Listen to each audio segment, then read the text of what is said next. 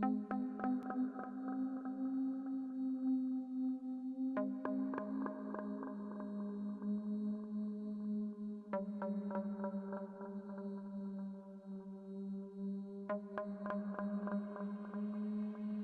guys, so we're going right now. We just got a hawk, okay, and now we're gonna go pick up an eagle.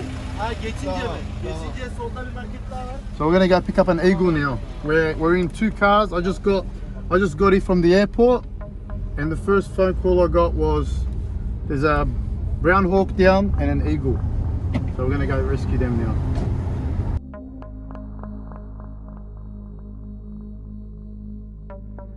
We just arrived in now.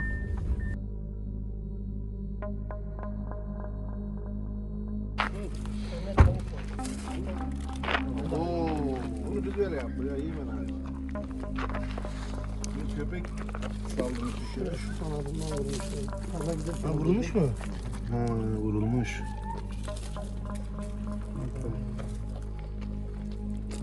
Kafası ısırıyor. Hayvan ağzını açıyor. Bunu köpekler şu an getirecekler. Bu işte mi? So it's been attacked, as you can see. See his wing.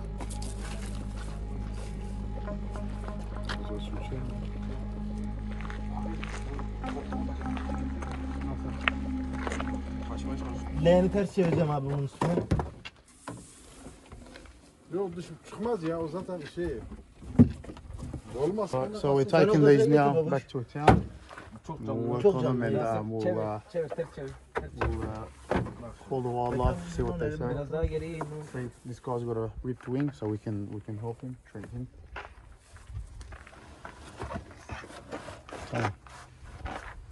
Zıplıyor abi.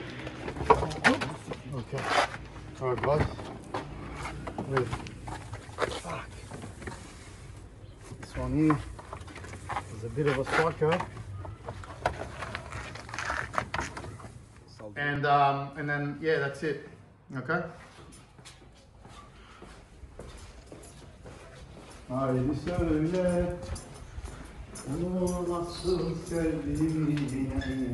Look at his claws. See how they're a lot larger than this guy's? See how the claws are a lot larger? It's a way bigger species. He's got light brown eyes. This guy's got dark brown eyes.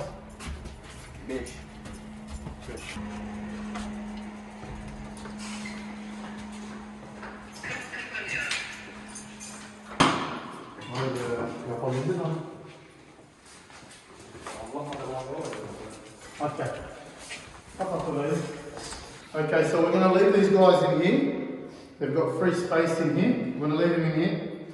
And we're going to shut the door. And we're going to come and treat him. That one there, we're going to spray his shoulder. So he's spraying his wing because it's injured. He's been shot. And this one here, I'm letting go. Ooh. Okay.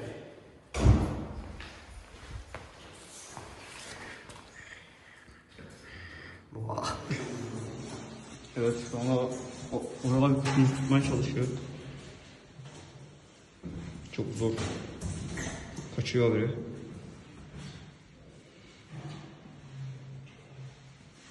Hadi Ural abi. Güveniyoruz sana Ural abi, hadi. Bana güveniyor. Bana saldırmıyor. Şimdi kuşumuzu bir aşağı katabiliriz. Ciğerimiz nerede orada? Maketten kuşumuz için ciğer aldık. Şimdi kuşumuzu aşağı indireceğiz.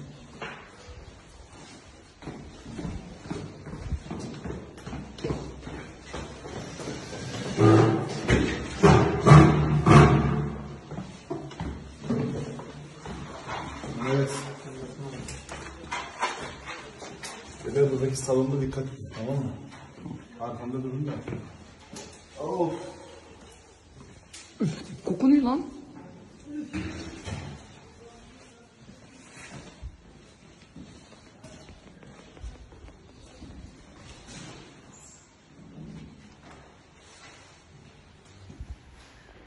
Ayağında bir sıkıntı var, ayağına basamıyor. Bir de kanat.